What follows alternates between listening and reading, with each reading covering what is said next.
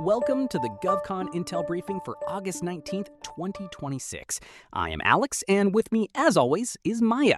We are producing this briefing for cybercloudai.tech. If you are a small business or a GovCon team looking to navigate the complexities of cybersecurity, cloud, AI, and federal capture strategy without the massive overhead of a Fortune 500 firm, you are in the right place. Maya, we have a packed slate today. Where do we start? Hey, Alex, it is great to be here. We have a lot of movement in the AI and infrastructure space, which is exactly where we like to play. Let's dive right into the opportunities. First up, the Social Security Administration is looking for direction on their new enterprise AI strategy. They dropped an RFI specifically asking for intelligence on agentic capabilities. They want to know how to accelerate an agency-wide approach. If you have a solution that moves beyond basic automation into true agentic workflows, this is a signal you need to track. Agentic AI is definitely the buzzword of the season, but the SSA taking a formal RFI approach means they are serious about implementation, not just research.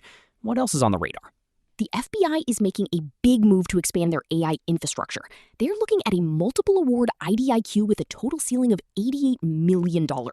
This is hardware heavy, Alex. They need the compute power to back up these AI ambitions. It is a classic picks and shovels play for the AI gold rush.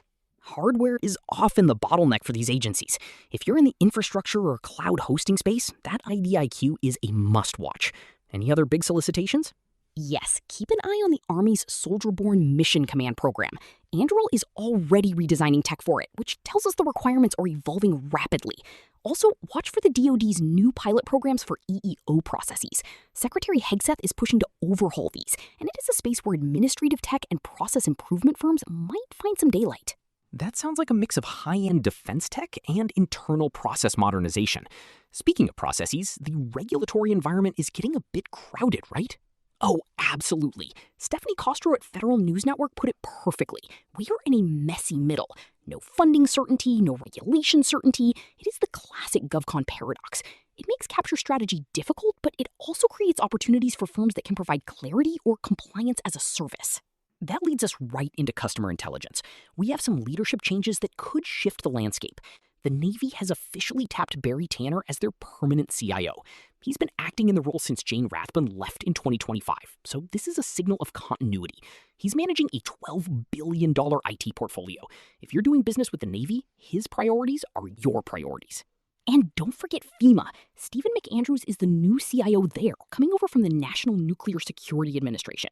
The FEMA administrator is planning a major IT overhaul, so expect some churn and new requirements coming out of that office soon. It's a good time to get in early with your capability statements. It is always about timing. We also saw that the White House is looking to revamp cyber supply chain security data calls. They are really tightening the screws on foreign adversary risks. If your supply chain isn't bulletproof, you are going to be out of the running for these types of contracts.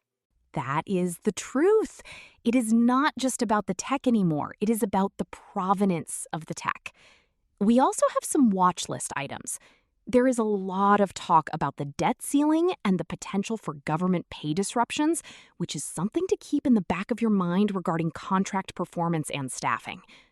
Also, the CDC is dealing with what they call zombie programs, funded but understaffed.